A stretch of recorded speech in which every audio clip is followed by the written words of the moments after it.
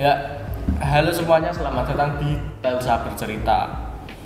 Podcast tempat kita ngebahas hal-hal yang nggak hitam dan juga nggak putih di tengah-tengah itu. Ya hari ini kita bawa topik yang bikin banyak orang semuanya pahit ya.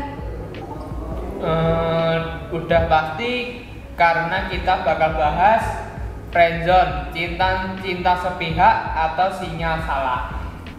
Aduh, udah banyak korban di luar sana. Ya, yang ngerasa dekat, tapi ternyata cuma dianggap teman baik lah ya. Alias teman yang baik untuk ditanyain soal gebetan dia. Waduh, sakitnya tuh di sini ya. Mengetuk dada. Oke, kita bahas tuntas hari ini. Siap? Siap. Nah, apa itu friendzone?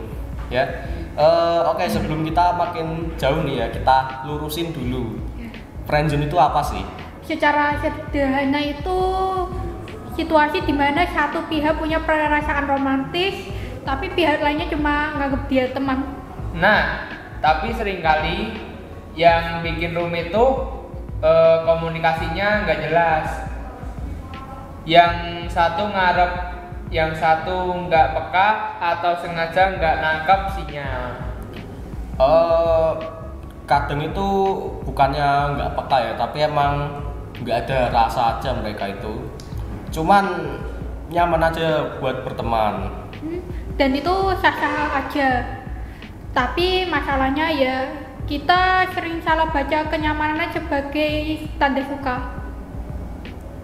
Baik, segmen kedua, kisah friendzone.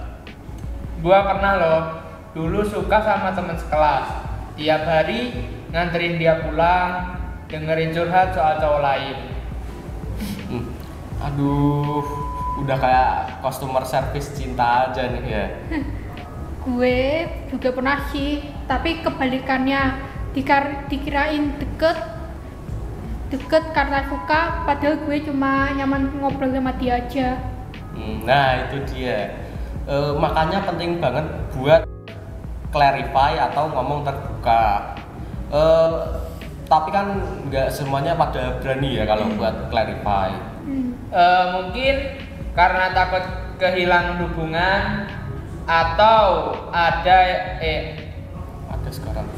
sekarang takut awkward. Nah, kamu Segmen ketiga, kita sepihak versus sinyal salah. Nah ini kita masuk ke pertanyaan utama. Friendzone itu cinta sepihak atau sinyal yang kita salah transfer? Kadang dua-duanya itu udah jatuh cinta duluan, tapi baru nyari-nyari untuk sinyal pembenaran biar tidak salah. Dan kadang emang ada sinyal yang ambigu. Misalnya dia sering ngajak ketemu, cerita personal, peluk-peluk, tapi bilangnya kayak adik sendiri. Ya, kita yang denger artinya calon pacarnya. Yang penting itu intinya jangan terlalu cepat narik, jangan terlalu cepat narik kesimpulan, tapi juga jangan tenggelam dalam hadapan kosong. Baik, segmen keempat, keluar dari friendzone. Oke, pertanyaan besar, bisa nggak sih keluar dari friendzone? Bisa, tapi ada resikonya. Harus siap kehilangan atau menghadapi penolakan. Dan juga harus jujur, karena makin lama ditahan maka akan makin tambah sakit sendirinya. Kalau dia nolak, ya setidaknya kita punya klausur bisa lanjut hidup. Nah, sebelum kita penutupan, pasti salah satu dari kita itu ada temen lah ya minimalnya yang kena friendzone. Iya. Coba diceritakan siapa saja. Coba Mas Nathan. Kalau nggak salah nih ya, kan aku dulu punya temen waktu SMP tuh.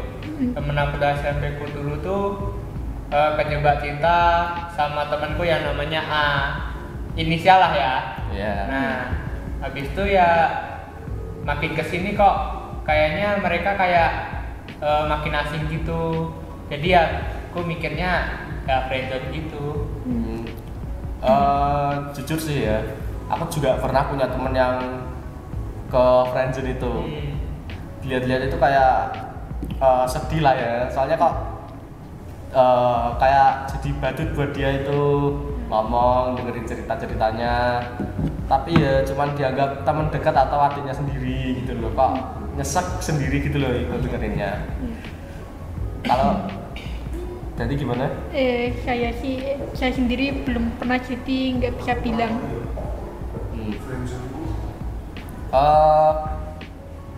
Udah semua kah? Sudah. Oke, waktunya closing. Friendzone itu bukan kutukan, tapi kadang kita perlu sadar batasannya. Jangan takut jujur sama perasaan sendiri, tapi juga jangan maksa kalau memang nggak ada timbal balik. Karena cinta itu soal dua arah. Kalau cuma satu arah, itu jalan tol bukan hubungan. Ya. Iya. Cuak. Oke, kayaknya sepertinya segitu dulu deh episode kita kali ini.